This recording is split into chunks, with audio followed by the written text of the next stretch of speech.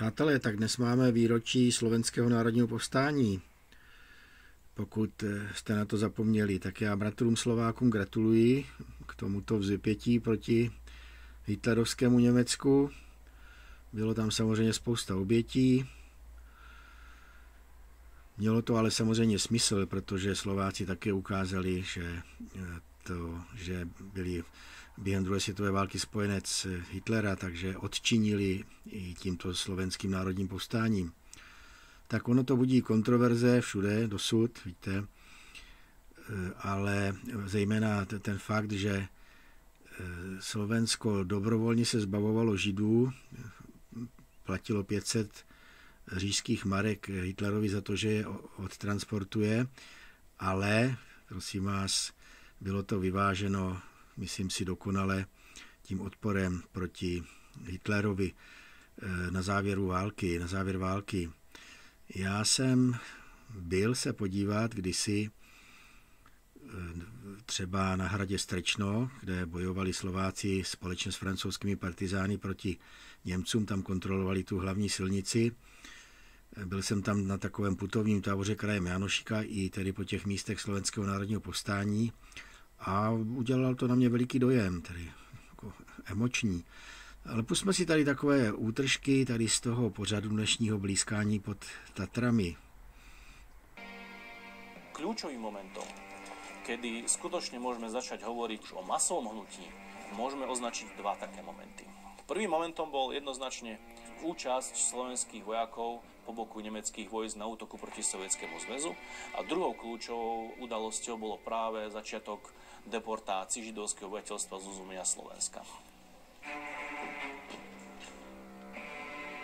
Židovská komunita napríklad tu v okrese Hnúšťa, ktorý vznikol v pohraničí, nebola až taká veľká a tí miestni sa s tými Židmi poznali a mali obrovský problém, keď začali Židov deportovať s tým, aby ich vydali, a tak sa mnohokrát stretávame so skutočnosťou, že ich svojich známych, keď mali nejakých židovských známych, tak ich ukrývali. Treba si uvedomiť, že Slovensko nebolo donútené do deportácií, ale slovenská vláda začala tieto deportácie robiť dobrovoľne. Prvý transport, ktorý išiel z mesta Poprad 25. marca, v ňom išlo 1000 ľudí a 999 z nich boli mladé ženy. Najstaršia v tom transporte mala 21 rokov. Absolútne nevinní ľudia.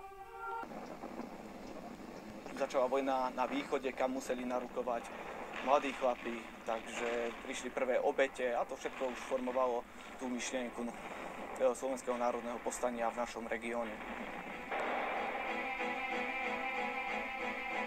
V okamihu, v ktorom sa pripojuje Slovensko so zbraňou v ruke k osudovému boju európskej pospolitosti na záchranu spravodlivosti a civilizácie, dovolujem si vašu excelenciu znovu ubezpečiť o vernosti a spojenectve slovenského národa a jeho vlády, ako aj o jeho neotrasiteľnej dôvere vo víťazstvo. Nemecká armáda nešla dané územie oslobodzovať, ako to oni veľmi často prezentovali bojom proti bolševizmu. V skutočnosti to bola armáda pacifikačná. A toho istého sa mala účastniť aj slovenská armáda. Samozrejme, musíme byť úprimní, aj naši vojaci sa účastnili represálií. To znamená, aj slovenskí vojaci vraždili. To je fakt, ktorý sa dial jednoducho v vojne. Z toho vzniká veľký morálny problém pre tých vojakov. A tak aj bolo. Veľké množstvo z nich súcitilo práve s tým obyvateľstvom. Pri rieke San vybojovala naša rýchla skupina tvrdé a úspešné boje. Slovenské vojska umožnili nemeckým sväzom prechod cez San a dobili 14 silne opevnených a húževnate bránených železobetónových bunkerov. V októbri 1943 ušlo zo slovenských divízií vyše 2800 vojakov a dôstojníkov za jeden mesiac. A keď si uvedomíme, že tá divízia má v ideálnom stave okolo tých 10 až 12 tisíc mužov, tak za 4-5 mesiacov už nemá kto bojovať. To bola dezerce, no.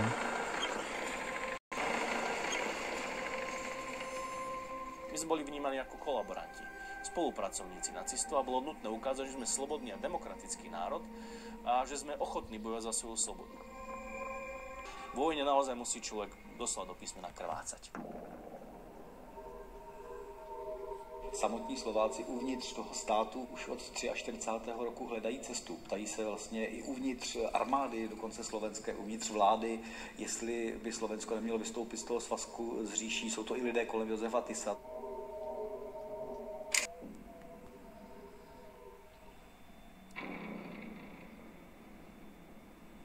Pomaly sa formuje odboj v rámci slovenskej armády, najmä v Banskej Bystrici a zhruba tak aktívne od roku 1943 okolo budúceho generála Jána Goliana.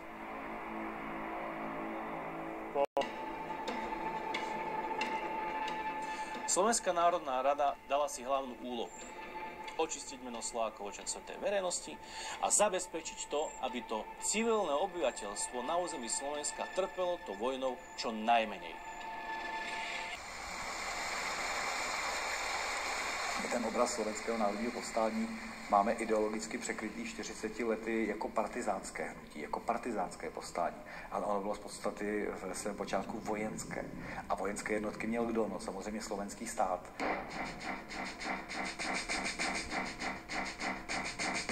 Samotné tie prípravy povstania, to gro mala na starosti armáda, respektíve vojenské ústredie na čele s podplukovníkom Golianom, ktorý realizoval všetky prípravy, či už materiálne, personálne, alebo v podstate z toho vojenského hľadiska tie taktické a strategické.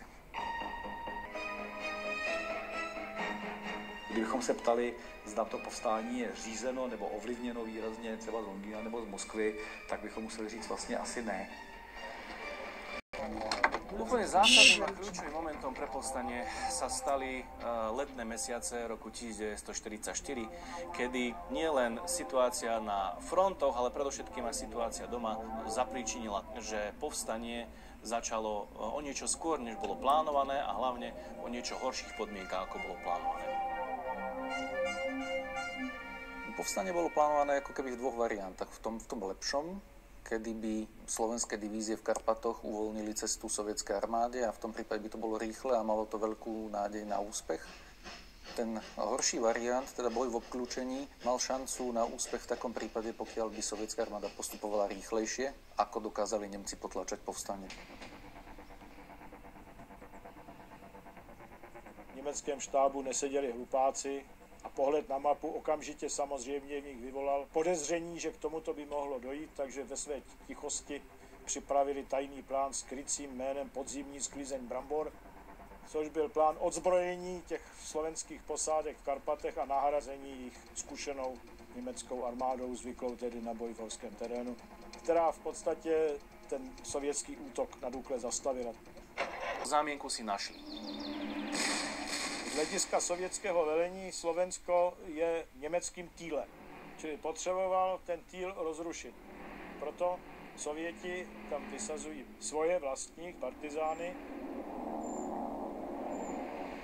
Problémom bolo to, že keď sem prišli tí sovietskí partizáni, zistili, že tu ešte neboli nemecké vojská, tu ešte neoperovali.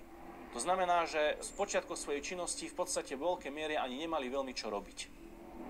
Znamená, že z počiatku svojej činnosti v podstate v veľkej miere ani nemali veľmi čo robiť. Nemohli samozrejme domov zasielať správy typu za posledné 2-3 týždne alebo posledný mesiac sme v podstate, mali sme nejakú spoluprácu, nadviazali sme styk s nejakými odbojnými kruhmi, ale v podstate sme samozrejme nič neurobili. Takýmto spôsobom samozrejme partizánsky boj nemôže fungovať. No a začalo sa stávať to, že začínali prepadávať obce, kde žilo prevažne teda nemecké obyvateľstvo a dochádzalo samozrejme aj k zavraždeniam a k excesom. Bolo jasné, že príde nejaký nemecký zákrok. Nemci spustili koncom augusta začiatok obsadzovania Slovenska. No a československá vláda, alebo respektíve odbojové skupiny na Slovensku nemali inú možnosť, než 29. augusta 1944 vydať rozkaz vypuknutiu Slovenského národného povstania. Tento rozkaz vydal plukovník generálneho štábu Ján Golian a heslo znelo "Začnite s vysťahovaním". Pro Stalina, pro Sovětský svaz nebylo povstání v první fázi úplně jako dobrou zprávou, protože se ho nepodařilo mimo jiné vojensky propojit s těmi divizemi, které přicházely z východu a povstání bylo potlačeno, ale tím pádem neměli Sověti tolik jako ideologické síly uvnitř toho povstání. Ano, bylo tady povstalecké vedení, komunistické jako Husák, Novomestský, Šmitke, ale proti ním stáli demokraté, respektive zatím společně. Takže Sovětský svaz neměl to povstání úplně v rukou, jak chtěl mít. Nebola to žiadna sranda, tí chlapí išli do boja, išli sa postaviť o mnoho silnejšiemu nepriateľovi, ktorý bol lepšie vyzbrojený, disponoval ťažkými zbraňami. A čo je vo vojne najtragickejšie, že mnohí sa z nich domov už nikdy ku svojim ženám, svojim deťom nevrátili. A čo je vo vojne...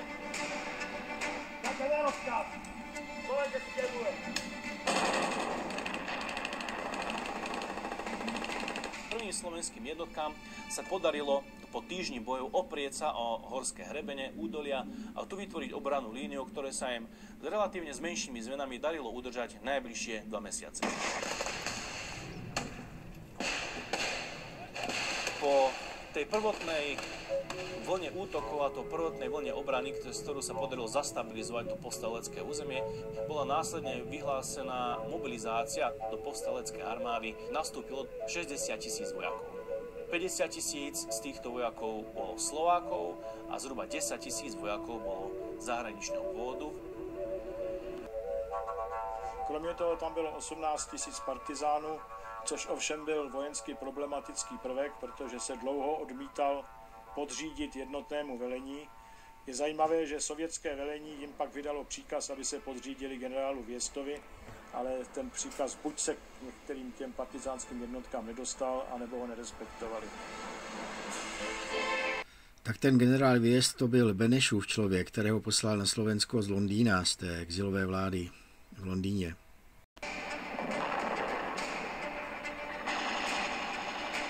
18. októbra začala generálna ofenzíva proti Slovenskému národnému povstaniu a od južnej hranice sa pohli na sever nemecké jednotky. Nemecká generálna ofenzíva začala bombardovaním mesta Banskej Bystrice a 2 dní na to začína naozaj tým veľký masový útok s použitím veľkého množstva techniky. 26. októbra ráno vtrhli nemecké jednotky už aj do Banskej Bystrice. Na večer predtým aj povstalecké jednotky sa začínajú sťahovať do horských oblastí, do priestoru Starých hôr, do Noalov a do ostatných.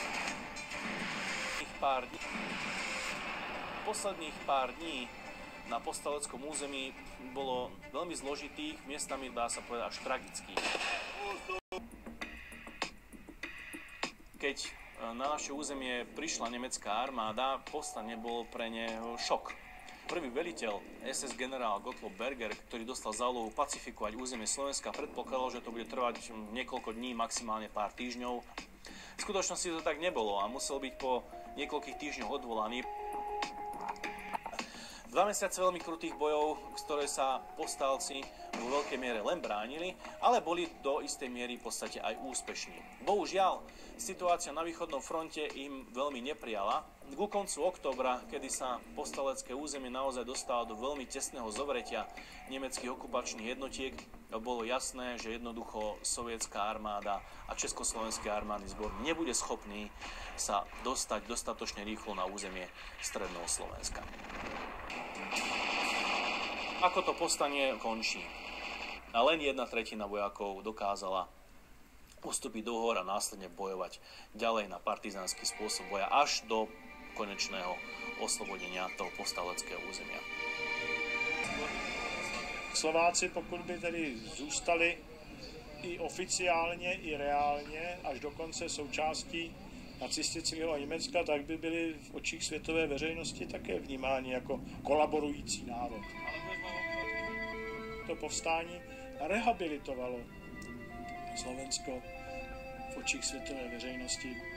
Po porážce povstání část těch jednotek se uchýlila nejenom do Slovenských hor, ale přešla přes Javorníky do Moravskoslovenských Beskyd a zahájila partizánské akce tam. To je vlastně počátek partizánského hnutí v Čechách a na Moravě. Do té doby v protektorátě žádní partizáni nebyli.